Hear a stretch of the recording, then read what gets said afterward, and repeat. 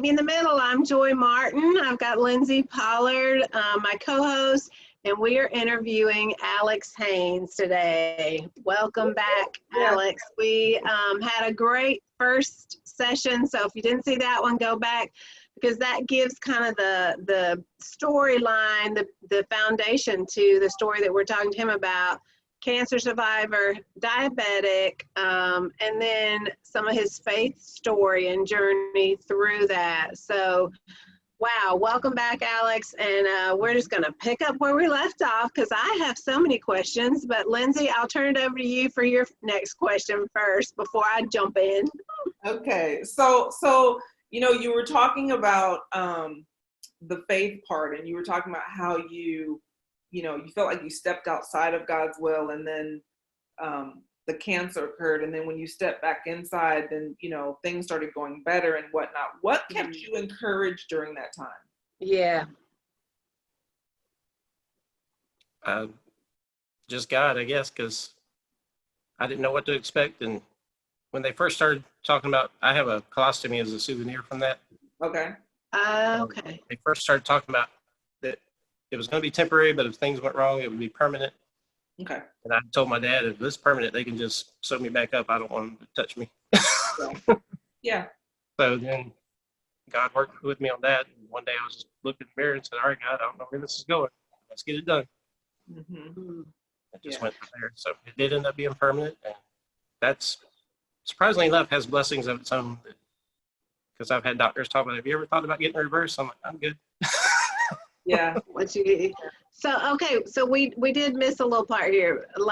In my head, I missed a little part, so sorry. So you went in, okay, so August you were diagnosed, November you started treatment. From November to, what'd you say? January, you went through chemo radiation pre-surgery. So then when you had the surgery, they must have removed part of your colon, yes? Yeah, they removed most of the large intestine. Oh, wow. And then it was worse than they thought, because it had broken through and attached to the bone, but hadn't penetrated to the bone yet, to the hip bone. Ooh. So caught it just in time for spreading much worse. But they had to take some muscles out that left me with a permanent colostomy in the process. Okay, so you did have, now see, and that would be my worst nightmare. I mean, you know, you'd think, but so how did you handle that thing when they said, okay, you're coming out, as you call it, a souvenir, which is a sweet way to say it, I know. But I mean, you're a guy in your 20s, right? At the time, yes. So, like, how did you feel when they said, you know, or I don't know if you knew you were going to come out with a colostomy? Colostomy. It Yeah, was, okay. like I said, it was supposed to be temporary. They had tattooed my right side for where the temporary one was going to be. And then when I came out of recovery, it was on the left. So I was like, something went wrong. And it took my doctor 3 days to tell me that this is permanent, even though I figured it out when I woke up, because he just didn't want to break that news to me. What'd you do when he told you that? Like I said, I was pretty much knew that when I woke up, so I wasn't thrilled about it, but I was still alive. So there's that. Yeah. Then it just became the process of learning how to live with it. Yeah. And after a while, like I said, at first it seemed daunting, but now it's like it has some blessings to it that you wouldn't think about. I really wouldn't want to undo it. Okay. Okay. Like the aggravations that come with it. What are some of the blessings? Because this is like the first time I've ever heard somebody say that with that type of a souvenir, there are blessings. I don't know if I can say it, but like when you're traveling on the road and you stop at a men's room, Yes. Most men's rooms are quite nasty, and I've never have to sit on one of those toilets again. That's a blessing. Hey, that's real life. Yes. Thank you. Yes. But that's Yeah. awesome, Sick and your though. system's going a little crazy in that area, and I don't have to run to the bathroom constantly because I have a bag there to help out. But you know what, Right. Alex, thank you for sharing that. And it's Yeah. okay to say that. Yeah. But it's thank you for saying that, because when you don't experience what someone else has experienced, you don't even think about it. Yeah. And that's what Joy and I have been talking about with the whole, all the things that are happening in the world right now. And so we'll sit down and we'll have these deep conversations. And it's like, I never experienced that. Right. So I wouldn't even think about that.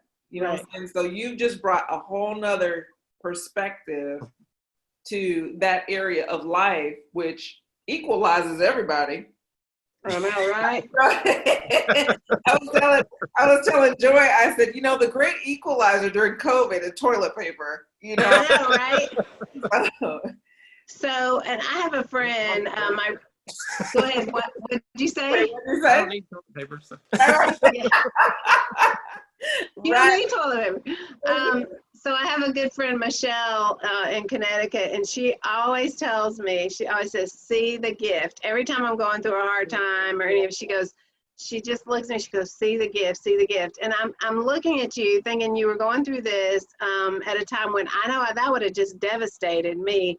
And you're seeing the gift, and I love that. And I have another friend who has, in Connecticut as well, actually, who has Crohn's disease, she's probably in her early 30s now, but I think she ended up having to have a bag, a souvenir, as you call it.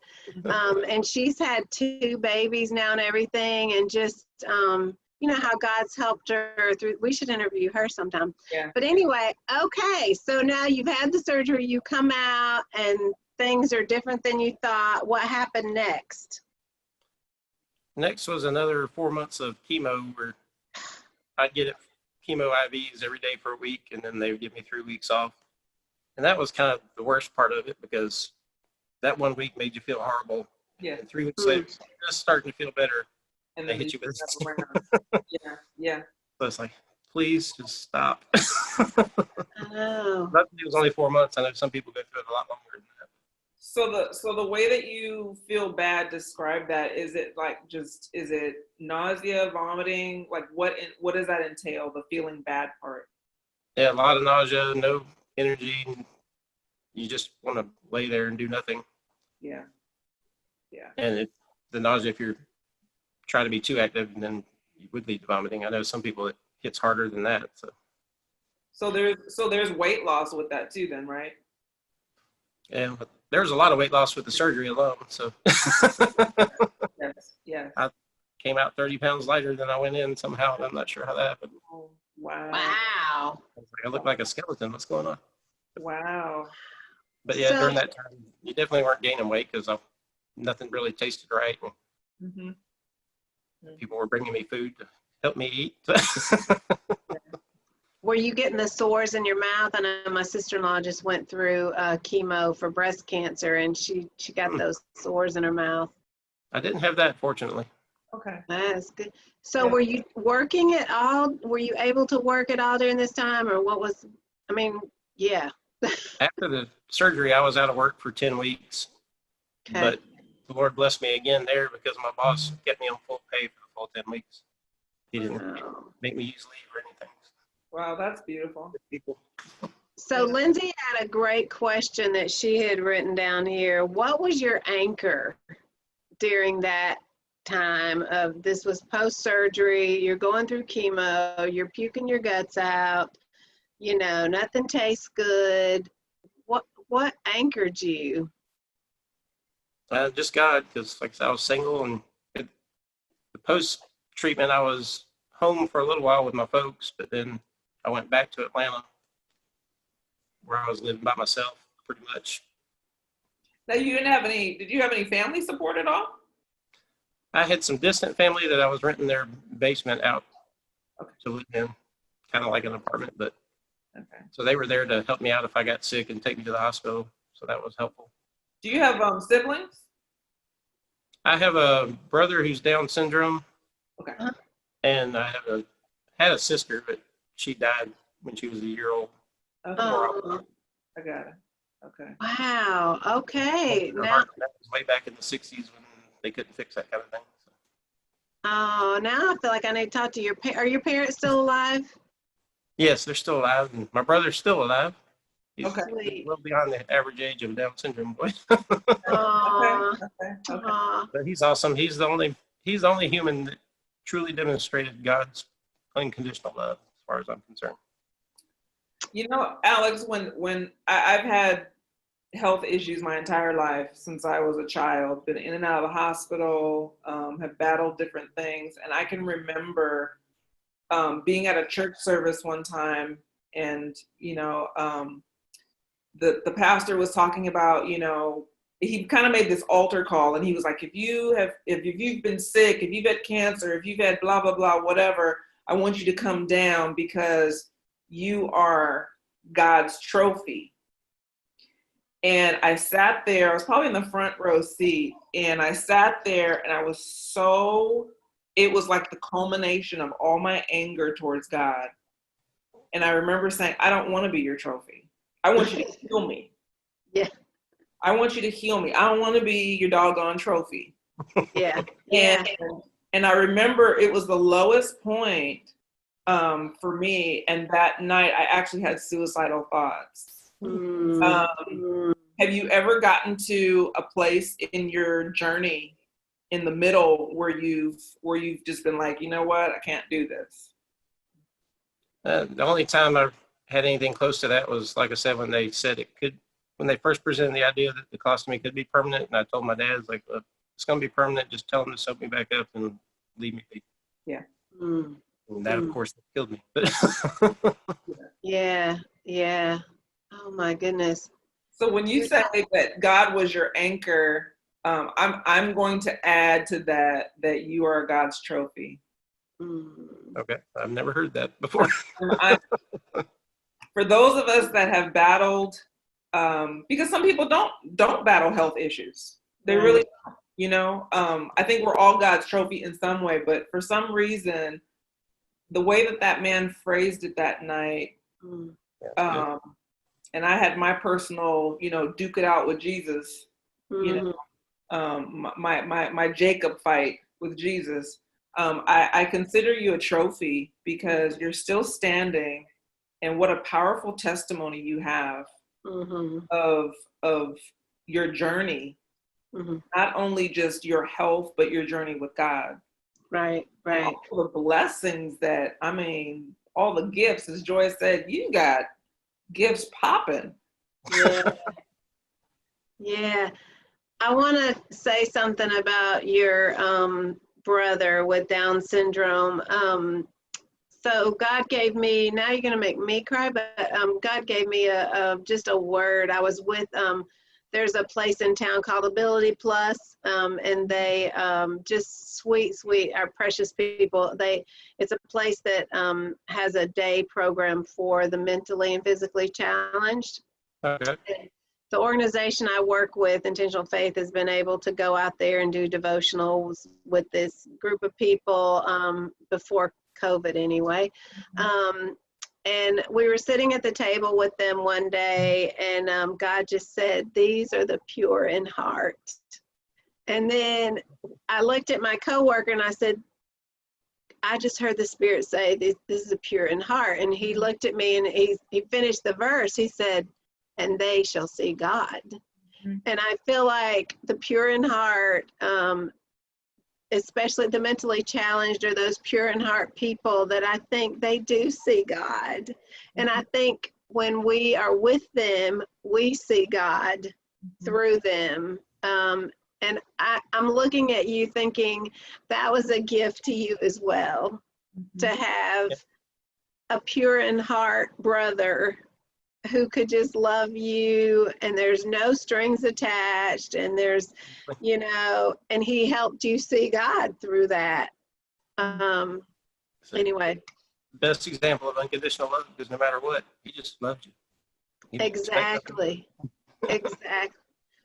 What would you say to someone who is just getting that cancer diagnosis, or that you have diabetes? I mean, we hadn't even touched on that. Like when you were 8 years old and you got the word you're diabetic, I mean, that must have rocked your world, because all of a sudden, A, you can't eat certain foods, B, you've got to test your blood sugar all the time, and you got to take shots, and you can't, you know, just different things that you can't run around like some of the other kids all the time, you know. And so anyway, when you get a diagnosis of you're diabetic, type 1 diabetic, or you've got cancer, what would you say to people who are just getting that diagnosis? For cancer, the hugest thing is just your attitude, and you got to have a positive attitude no matter how bad things look. You got to keep positive and keep looking at the end that you're going through, and you rely on God for the strength to stay positive. Right. And I don't know what to tell you, but you got to have a positive attitude, and I couldn't have done it without God keeping me in that mindset throughout. I think that's huge, because that's what I hear all the time, is that your attitude is everything. Yep. Yeah. Your attitude will make or break it all. Right. And that's what the surgeon had told my mom at one point when we were going for the follow-up visits, because I was having trouble healing because of diabetes as far as and stuff. And he told her, him and his staff had never seen somebody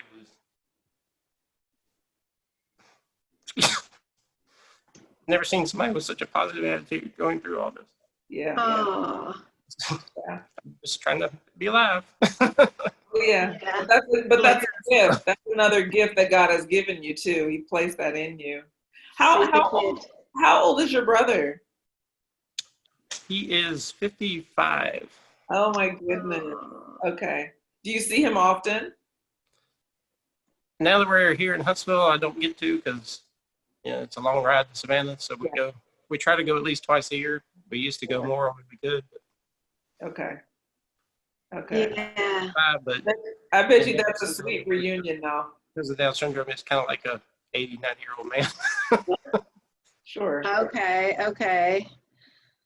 Well, this is a good word for everybody right now going through the pandemic and all this stuff. I was saying walking with my friend this morning, and I was like, I think people who are happy and are in happy places, their immunity is better.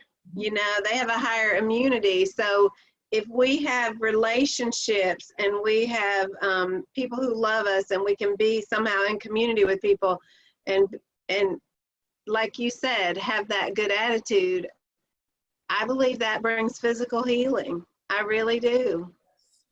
So you just confirmed that. Thank you. Yep. And, and the word says laughter is like a medicine. It is.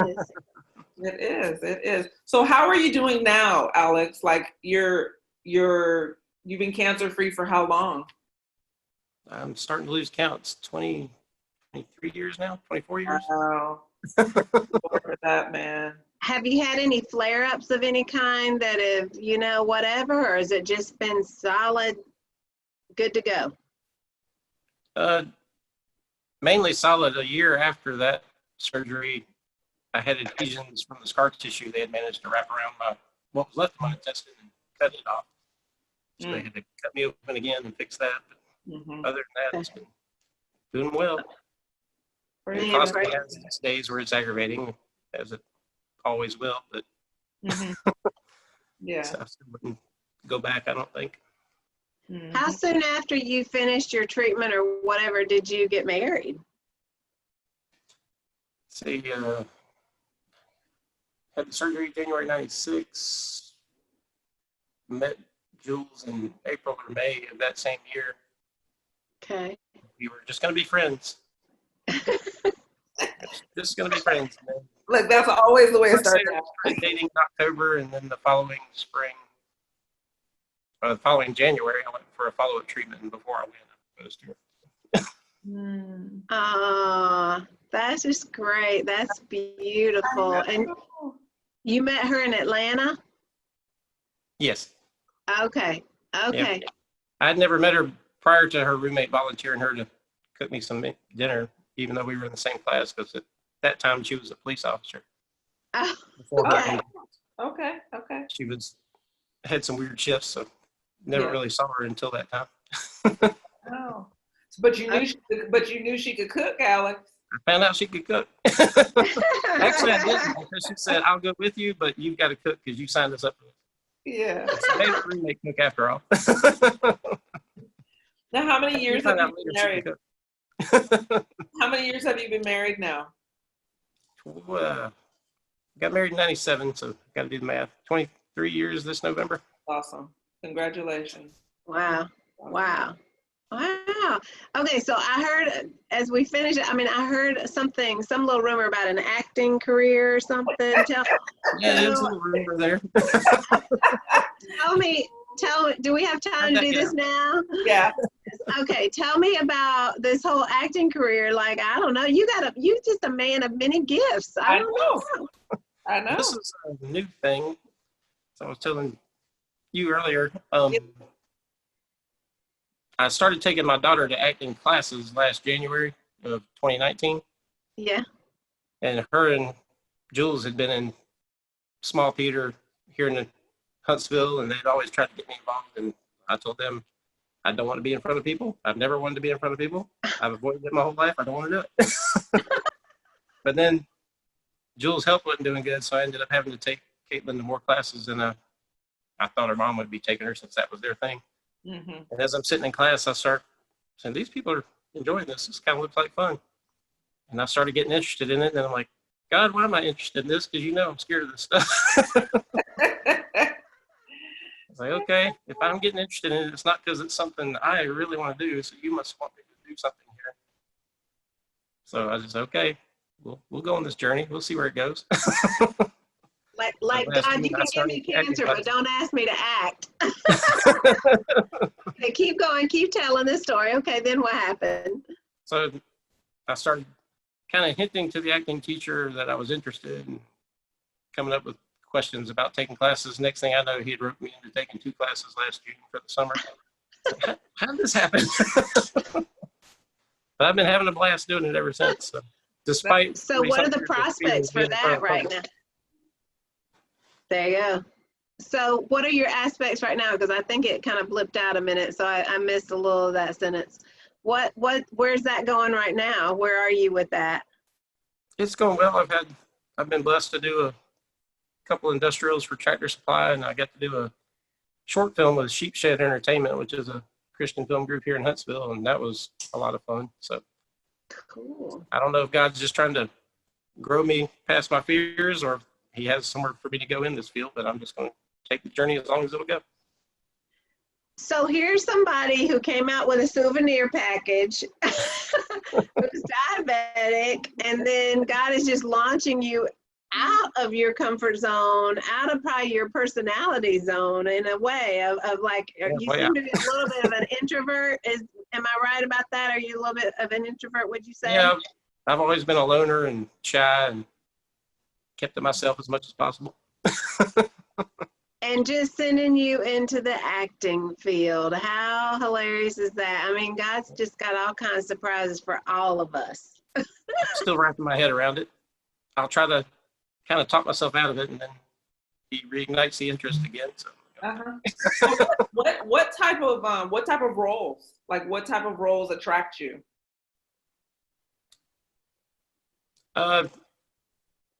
Well, like right now, I've just been submitting for like dad roles and things I'm familiar with.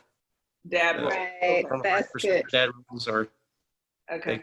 Supposedly I can be a cop or detective, but I haven't done that yet. So.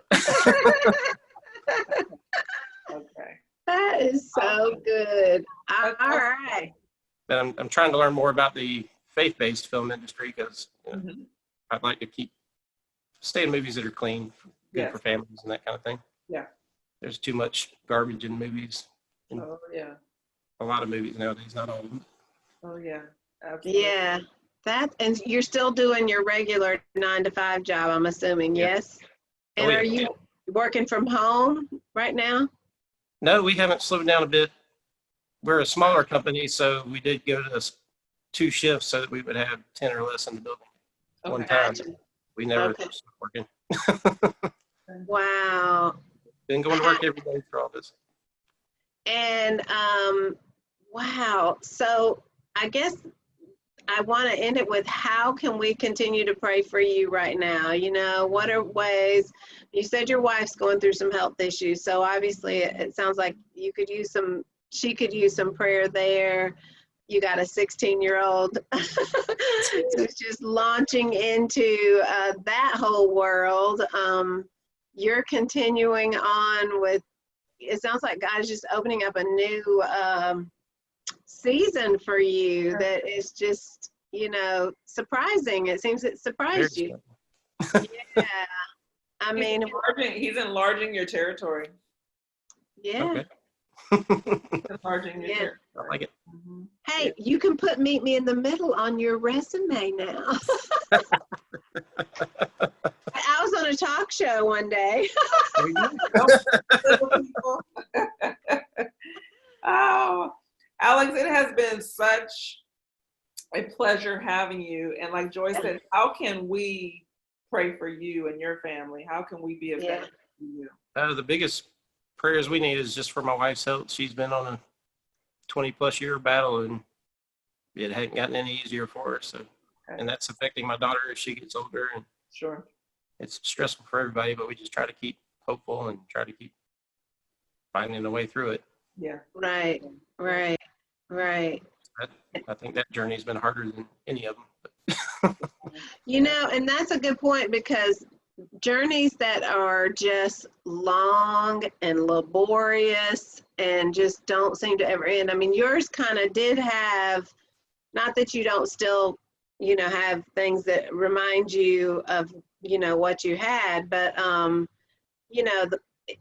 that had like this diagnosis date, and then the surgery and the treatment date. And then, like you said, you've been basically good to go, but something that just is sustainable, that's hard. Wearying. Every day for her. So yeah. I am so sorry. So we will pray for her and trust God with that. But thank you so much. Thank you. And it was fun. Well, I want to follow up with you some more after another one of your little acting gigs that you do. So we can say we knew you win. That's what I said. Don't forget the little people when you make it up to the top, man. Well, and I say that, and we're laughing, but I really believe God is enlarging your territory, and so whenever He's in charge of it, it's gonna go. He's gonna take you places you never thought you'd go. Yeah. Don't know where it's going, but looking forward to wherever it does go. Enjoy the journey, because there's gifts all along the way, like Joy said. See the gift. Thank you for sharing your gifts with us, and your vulnerable story, and those tender places in your heart. All right, guys, we're wrapping it up, and we will just be looking forward to talking to some more people soon. Thanks for joining us.